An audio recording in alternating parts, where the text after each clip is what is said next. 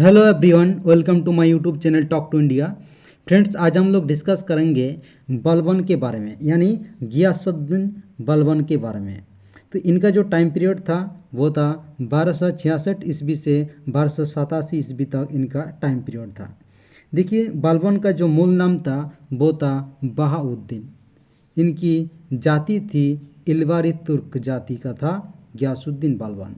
इनका उपनाम था बलबन खुर्द यानी कनिष्ठ बलबन, और इनका उपाधि था गियासुद्दीन। वेरी वेरी इंपॉर्टेंट है, इनका उपाधि था गियासुद्दीन, और हम लोग जानते हैं इनको गियासुद्दीन बलबन के नाम से। और गियासुद्दीन बलबन, इन्होंने गियासुद्दीन जब सुल्तान बना तब उपाधि धारण किया था गियासुद्दीन। उलुग खां इनका एक उपाधि है, यानी महान खां। और नियाबत खुदाई और जिले इलाही इनके सारे उपाधि है। गियासुद्दीन, उलुग खां, नियाबत खुदाई और जिले इलाही ये सभी बलबन का उपाधि है। उसके बाद संस्थापक, बलबनी वंश या द्वितीय इलवारी वंश का संस्थापक था गियासुद्दीन बलबन, और पहला इलवारी वंश का संस्थापक था इल्तुतमिश। इस वंश का अंतिम शासक कैकोबाद था। द्वितीय इलवारी वंश का जो अंतिम शासक था वो था कैकोबाद। उसके बाद बरनी ने बलबन को खुफिया कातिल, जनता का पिता एवं नायक कहा है। ये इम्पोर्टेंट है।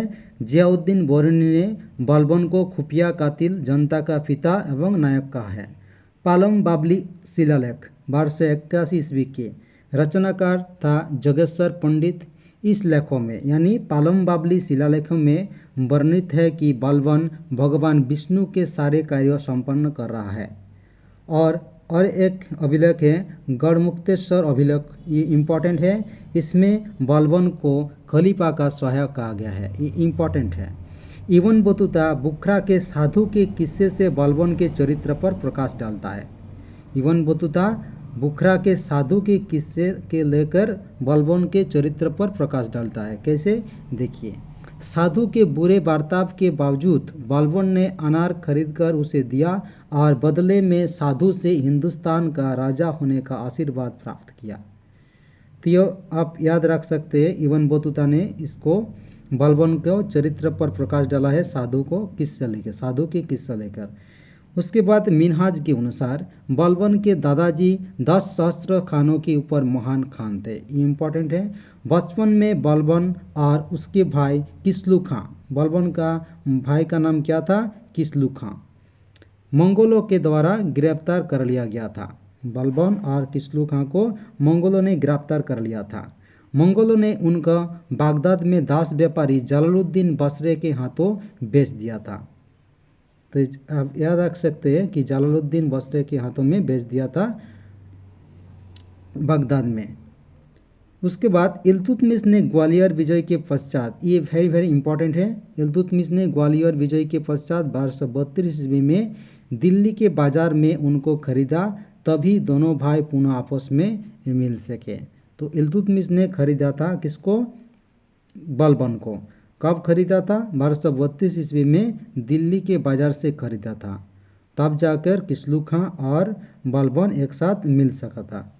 ईसामी के अनुसार इल्तुतमिश ने बलबन की खरीदने से इनकार कर दिया था। ईसामी बताता है कि इल्तुतमिश ने पहले बलबन को खरीदने से इनकार कर दिया था, क्योंकि उसके चेहरे पर एक दुष्ट महत्वाकांक्षा का था, इसीलिए इल्तुतमिश ने उसको खरीदने से इनकार कर दिया था। लेकिन वजीर जुनूदी ने इल्तुतमिश की ओर से उसे खरीद लिया, और इल्तुतमिश ने उसे भाग्य का निर्णय समझकर स्वीकार कर लिया था। बाद में जुनूदी ने इल्तुतमिश की ओर से खरीद लिया था। तो ये इम्पोर्टेंट है, इल्तुतमिश ने पहले नकार दिया था उसको खरीदने से। उसके बाद इब्न बतूता का कथन है कि बलबन की क्रूरता के कारण इल्तुतमिश ने उसे खरीदने से इनकार कर दिया, परंतु बलबन के कहने पर कि 99 दास अपने लिए तो एक मुझे ईश्वर के लिए खरीद लो। ये इम्पोर्टेंट स्टेटमेंट है इब्न बतूता का बलबन के बारे में और इल्तुतमिश के बारे में दिया गया है। न बलबन की क्रूरता के कारण इल्तुतमिश ने इसने खरीदने से तो इनकार कर दिया था, परंतु बलबन के कहने पर क्या कहा था? 99 दास अपने लिए तो एक मुझे ईश्वर के लिए खरीद लो। ये बलबन ने इल्तुतमिश को कहा था, इसलिए इल्तुतमिश ने बलबन को खरीद लिया था। अतः उसे खरीद कर सक्का या भिश्ती पानी लाने वाला का कार्य सौंपा गया। तो इल्तुतमिश जब बलबन को खरीदा तब उसे क्या काम दिया था? पानी लाने वाला पानी लाने का काम दिया था, यानी सक्का या भिश्ती। तो ये इम्पोर्टेंट है। उसके बाद इल्तुतमिश ने बलबन को खासदार अंगरक्षकों का प्रधान का पद दिया था और चालीसा का सदस्य बनाया था। आप लोग जानते होंगे कि 40 सदस्यों का जो संगठन बनाया था इल्तुतमिश, उस संगठन का सदस्य बलबन को बनाया गया था और खासतौर यानी अंगरक्षकों का प्रधान का पद भी दिया था इल्तुतमिश ने बलबन को। राजिया ने उसे आमिर शिकार का पद दिया था। उसके बाद इल्तुतमिश के बाद जो शासक बनता है रुकनुद्दीन फिरोज, उसके बाद जो राजिया, वो राजिया ने आमिर शिकार का पद दिया था बलबन को। बहराम शाह ने आमिर आकुर का पद दिया और मसूद शाह ने आमिर हाजिब और नासिरुद्दीन मोहम्मद जो कि गियासुद्दीन बलबन का ससुर था, उन्होंने उसको नायब का पद दिया था। किसको? बलबन को। बलबन ने कुल 7 पदों पर कार्य करते हुए सुल्तान का पद प्राप्त किया था। बलबन ने कुल 7 पद पर कार्य किया था। उसने 20 वर्ष तक वजीर की हैसियत से तथा 20 वर्ष तक सुल्तान के रूप में कार्य किया। इम्पोर्टेंट है। बरौनी के अनुसार, जियाउद्दीन बरौनी के अनुसार क्या दिया गया है देखेंगे। मालिक से बलबन खान बना तथा खान से सुल्तान बना। प्रकृति ने सुल्तान बलबन के शरीर पर राजसी वस्त्र सिल दिए थे। वेरी वेरी इंपॉर्टेंट स्टेटमेंट है जियाउद्दीन बरौनी का, ये गियासुद्दीन बलबन के बारे में। मालिक से बलबन खान बना तथा खान से सुल्तान बना। प्रकृति ने सुल्तान बलबन के शरीर पर राजसी वस्त्र सिल दिए थे। वेरी वेरी इंपॉर्टेंट है। उसके बाद मिनहाज के अनुसार अल्लाह ने तय कर दिया था कि उलुग खां अन्य व्यक्तियों से महान होगा। जैसे जैसे उसके विरोधियों की ईर्षा बढ़ती गई, उसकी सत्ता रूपी देवदारों की खुशबू भी समय के साथ फैलती गई। ये इम्पोर्टेंट नहीं है। 1246 ईस्वी में बलबन राज्य का वास्तविक शासक बन जाता है।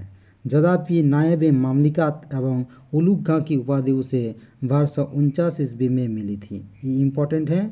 उनको नायब मामलिकात एवं उलुग खां की उपाधि 1249 ईस्वी में मिला था, लेकिन वो वास्तविक शासक कब बन गया था?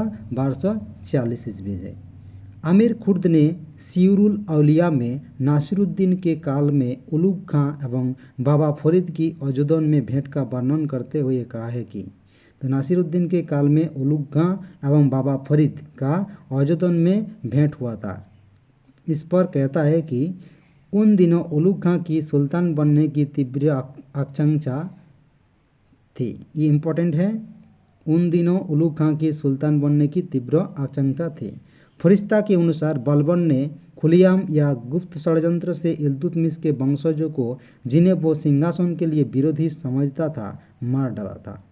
किसके अनुसार? फरिश्ता के अनुसार।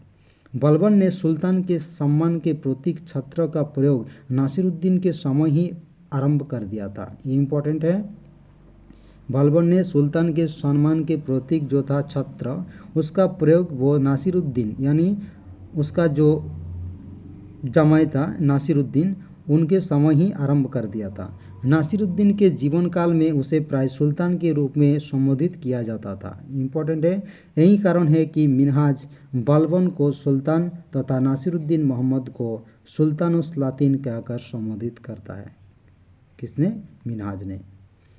उसके बाद इम्पोर्टेंट बात अब शुरू होगा, उनके पास क्या क्या समस्याएं थी। गियासुद्दीन बलबन के पास समस्याएं, बलबन के सम्मुख मेवातियों, कटिहारों, मंगोलों एवं बंगाल की समस्या तो थी, साथ ही उसे राजतंत्र की शक्ति एवं प्रतिष्ठा में भी वृद्धि करना था, क्योंकि चालीसा ने सुल्तान के पद को महत्वहीन कर दिया था। तो इम्पोर्टेंट है। उनके पास समस्या हो गया था, जो चालीसा का जो सदस्य का जो संगठन था उसको भी वो उखाड़ फेंकना चाहता था। और समस्या थी मेवातियों, काठियावाड़ का, मंगोलों का समस्या और बंगाल का समस्या तो थी। बरौनी के शब्द में शासन शक्ति का भय, जो सभी उत्तम शासन का आधार होती है, लोगों की हृदय से निकल चुका था तथा देश की अवस्था बुरी हो गई थी। इसलिए इस समय तक एक बलशाली अनियंत्रक शासक की आवश्यकता थी। कार्लाइन के अनुसार उसके सिंहासनारोहण के समय समस्याएं इतनी विकट थी कि केवल गुलाब जल वाले शैलशास्त्रों से दूर नहीं की जा सकती थी। देखिए इतने ज़्यादा इम्पोर्टेंट नहीं है, ये इम्पोर्टेंट है क्या क्या समस्याएं थी वो इम्पोर्टेंट है। जब उलुग खां सिंहासनारूढ़ हुआ तो अधिकारियों की कमर टूट गई, वे सब बिना किसी तर्क या वाद विवाद के उसके अधीन हो गए थे। ये इम्पोर्टेंट है, इस्लामी के अनुसार ये स्टेटमेंट याद रख सकते हैं। ये यूजीसी नेट के लिए इम्पोर्टेंट है, यूजीसी नेट के लिए ये सब स्टेटमेंट जो भी इस्लामी ने दिया, जियाउद्दीन बारोनी ने दिया, इब्न बतूता ने दिया, ये सारी इम्पोर्टेंट है यूजीसी नेट के लिए। उसके बाद यहाँ पर दिया गया बलबन के जो भाई था मलिक ईउद्दीन किसलू खां को बलबन बुजुर्ग कहा जाता है, और ज्येष्ठ बलबन और बलबन को घनिष्ठ बलबन और इसको ज्येष्ठ बलबन कहा जाता है। बलबन जर सफ़ेद बालों वाला कहा जाता था किसको, किसलू खां को, जो कि बलबन का भाई था। उसके बाद इम्पोर्टेंट बात अब शुरू होगा, मैब कटेहरों एवं बुंदेलखंड के लोगों का विद्रोह हुआ था बलबन के टाइम पीरियड में। मैब जनजातियों का दिल्ली के द्वाब में आतंक था, इम्पोर्टेंट है। बरनी बताता है कि इनके डर से शाम होने के पहले ही दिल्ली के हर घर के फाटक बंद हो जाते थे। किसके डर से, मैब जनजातियों के डर से। यही कारण है कि सिंहासन पर बैठते ही सर्वप्रथम बलबन ने 1267 ईस्वी में मैबों का दमन किया। वेरी वेरी इंपॉर्टेंट है, गियासुद्दीन बलबन ने 1267 ईस्वी में मैबों का दमन किया था। फिर अवध के विद्रोह का दबाया, उसके बाद कटेहरों का भी संत किया था। इम्पोर्टेंट है, ग्वालियर में किला बनवाया और इसमें अफगानों की नियुक्ति की थी। इम्पोर्टेंट बात है, ये वेरी वेरी इंपॉर्टेंट है। दिल्ली के चारों कोनों भोजपुर, पाटियाली, काम्पिल, जालाली, भोजपुर, पाटियाली, काम्पिल, जालाली में 4 किले बनवाया और वहाँ अफगान अधिकारियों की नियुक्ति की। ये वेरी वेरी इंपॉर्टेंट है, वेरी वेरी इंपॉर्टेंट है ये बात है। भोजपुर, काम्पिल्ला और जालाली में जो 4 किला बनवाया था। उसके बाद बरनी लिखता है कि इन प्रयासों के परिणाम स्वरूप तब से सड़कें डाकुओं से मुक्त हो गई थी। इसके पश्चात बलबन ने जूद पर्वतमाला में अभियान कर विद्रोही को दंड दिया। इस अभियान से उसे इतने घड़े प्राप्त हुए कि बाजार में उनका मूल्य गिर गया। विद्रोही के प्रति बलबन ने रक्त एवं युद्ध की नीति का अवलंबन किया। ये इम्पोर्टेंट है, विद्रोह के प्रति बलबन ने रक्त एवं युद्ध की नीति अपनाया था।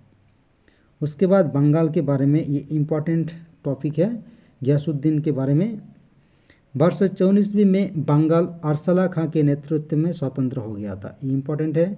1255 ईस्वी में नए बलबन ने अपने दास उज्बेक का लखनौती का सूबेदार बनाकर भेजा था। यद्यपि उड़ीसा के विरुद्ध वो सफल नहीं हो रहा था, परंतु राधा यानी दक्षिण बंगाल विजित कर लिया। जब बलबन सुल्तान बना तो उसने यहाँ पर तातर खां को हटाकर तुगरिल को इक़्तिदार बनाया। वेरी वेरी इंपॉर्टेंट है, बलबन जब सुल्तान बना तब उन्होंने यहाँ से तातर खां को हटाकर तुगरिल खां को इक़्तिदार बनाया बंगाल का। 1275 ईस्वी में तुगरिल खां ने सुल्तान मुगीसुद्दीन की उपाधि ग्रहण कर विद्रोह कर दिया। वेरी वेरी इंपॉर्टेंट है, 1275 ईस्वी में तुगरिल खां ने सुल्तान मुगीसुद्दीन की उपाधि धारण कर विद्रोह कर दिया गियासुद्दीन बलबन के विरुद्ध। तुगरिल बलबन का दास था और उसका विद्रोह किसी सुल्तान के दास का प्रथम विद्रोह माना जाता है। वेरी वेरी इंपॉर्टेंट है कि तुगरिल खां का जो विद्रोह था वो किसी सुल्तान के दास का प्रथम विद्रोह माना जाता है। बलबन ने अवध के इक़्तिदार आमीन खां को विद्रोह दबाने के लिए भेजा था। किसको भेजा था? अवध के इक़्तिदार आमीन खां को तुगरिल खां के विद्रोह को दबाने के लिए भेजा था, लेकिन वो असफल हो गया था। तो बलबन ने क्या किया था? उसको आमीन खां को, जिसका मूल नाम था एतिगिन या अलपतिगिन मुएदराज, लंबे बालों वाला इनका आर्क नाम था। आमीन खां को क्या किया था? जिसे ईसामी ने, तुर्मानी ने साहसी कहा है, को मारकर अयोध्या के फाटक पे लटका दिया था। किसको? एतिगिन को, यानी आमीन खां को। आमीन खां को अयोध्या के फाटक पर लटका दिया था। उसके पश्चात बहादुर की बंगाल में नियुक्ति हुई थी। बलबन बहादुर को मृत्युदंड देना चाहता था, परंतु बहादुर के मित्रों ने उसकी युद्धों में वीरता का प्रमाण प्रस्तुत कर उसे बचा लिया था। बलबन बहादुर को दरबार से निर्वासित करके ही संतुष्ट हो गया था। बहादुर को नहीं मरवाया था, लेकिन अयोध्या के फाटक में आमीन खां को लटका दिया था। अंत में 80 साल की उम्र में अपने पुत्र बुखरा खां को साथ लेकर बलबन ने स्वयं 1280-81 ईस्वी में बंगाल अभियान किया। ये इम्पोर्टेंट है। 80 साल की उम्र में अपने पुत्र बुखरा खां के साथ बलबन बंगाल पर आया। इसी समय उसने दिल्ली को नायबे गिबत अपने मित्र कोतवाल फखरुद्दीन को बनाया और उसे दिल्ली का चार्ज सौंप दिया था। जब बलबन 3 वर्ष पश्चात बंगाल अभियान से लौट कर आया तो उसने फखरुद्दीन को भाई कहा और उसे वो पोशाक प्रदान की जिसे वो पहने थे। ये इम्पोर्टेंट है फखरुद्दीन के बारे में। बलबन के आने की खबर सुनकर तुगरिल जाजनगर यानी उड़ीसा के जंगल में भागकर चुप हो गया था। बलबन के सिपाही सरेअंदाज ने तुगरिल को खोजा था। मुकुद्दर एवं आली ने उसे मार दिया था। इम्पोर्टेंट है। बरनी के अनुसार बलबन ने मुकुद्दर को तुगरिल कस की उपाधि दिया था, क्योंकि मुकुद्दर ने तुगरिल को मार दिया था इसलिए। तो वही इसामी आली को उपाधि तुगरिल कस बताता है। इस अभियान में बलबन को कुल 30 वर्ष लगे। उसने बुखरा खां को बंगाल का इक़्तिदार बनाया। इम्पोर्टेंट है। इसी समय बलबन ने बुखरा खां से कहा था, ये वेरी इम्पोर्टेंट है यूजीसी नेट के लिए, कि सुल्तान का पद निरंकुशता का सजीव प्रतीक है। उसने बुखरा को सलाह दी कि वो दिल्ली के शासक के प्रति ईमानदार रहे, चाहे दिल्ली के सिंहासन का अधिकारी किसी अन्य वंश का हो, क्योंकि दिल्ली का कोई शासक केवल अपनी लगाम हिलाकर ही लखनऊ पर विजय प्राप्त कर सकता है। इम्पोर्टेंट बात है। अब कुछ इम्पोर्टेंट बातें दिया गया है बलबन के बारे में, देख लेते हैं। विद्रोही के प्रति बलबन की नीति रक्त युद्ध की थी और वही मंगोलों के प्रति उसका नीति शक्ति एवं कूटनीति पर आधारित था। इम्पोर्टेंट है। बंगाल को तुर्क लोग परिपूर्ण नरक कहते थे। सल्तनत युग में इसे विद्रोह का नगर भी कहा जाता है। विद्रोही का बंगाल विद्रोह एकमात्र विद्रोह था जिसे बलबन ने दिल्ली से बाहर आकर दबाया था। ये इम्पोर्टेंट है। इल्तुतमिश एवं बलबन दोनों के ज्येष्ठ पुत्र की मृत्यु मंगोल से लड़ते हुए थे। इम्पोर्टेंट बात है। इल्तुतमिश का ज्येष्ठ पुत्र और बलबन का ज्येष्ठ पुत्र मंगोलों के लड़ते हुए मारा गया था। बलबन दिल्ली सल्तनत का प्रथम सुल्तान था जिसने अपना वैश्या घोषित किया था। वसिया इसके वसिया के बरनी ने संकलित किया था। वसिया संकलित करना फारस की परंपरा थी। उसके बाद यद्यपि बलबन पक्का साम्राज्यवादी शासक था, फिर भी उसने साम्राज्य विस्तार की जगह साम्राज्य के सुदृढ़ीकरण पर बल दिया। ये वेरी इम्पोर्टेंट है। गयासुद्दीन बलबन ने साम्राज्य विस्तार के जगह साम्राज्य को सुदृढ़ीकरण में बल दिया था, क्योंकि उसका मानना था कि जब तक अपना राज्य असुरक्षित है तब तक विदेशी भूमि पर आक्रमण करने की अपेक्षा अपने ही राज्यों में शांति और व्यवस्था एवं अपनी शक्ति को संगठित करना अधिक श्रेष्ठ है। उसका मत था कि नई जीते हार के कारण बनेगी। बलबन के अनुसार मैं मंगोलों की शक्तिशाली सेना का सामना करूंगा, साथ ही यदि कभी अवसर मिला तो शेष हिंदुस्तान पर अधिकार करूंगा और अपने सीमाओं का विस्तार करूंगा। ये वेरी इम्पोर्टेंट है। बलबन के अनुसार ये कथन महत्वपूर्ण है कि बलबन का संपूर्ण काल आंतरिक संगठन का है, साम्राज्य विस्तार का नहीं। उसके बाद मंगोल आरंभ में उत्तर पश्चिम सीमा का रक्षक बलबन का चाचेरा भाई शेर खां था। इम्पोर्टेंट है। बलबन की मंगोल नीति शक्ति एवं कूटनीति पर आधारित थी। बलबन पहला सुल्तान था जिसने उत्तर पश्चिम सीमा प्रांत की किलेबंदी कर दी थी। इम्पोर्टेंट है। 1270 ईस्वी में वो स्वयं इस क्षेत्र में आया था। उसने लाहौर, मुल्तान एवं दीपालपुर किलों का प्रमुख मोहम्मद खां को तथा सनम, समाना एवं उच्च के किलों का प्रमुख बुखरा खां को बनाया था। यूजीसी नेट के लिए इम्पोर्टेंट है। लाहौर, मुल्तान और दीपालपुर का किलों का प्रमुख मोहम्मद खां को और सनम, समाना और उच्च किले के प्रमुख बुखरा खां को बनाया था।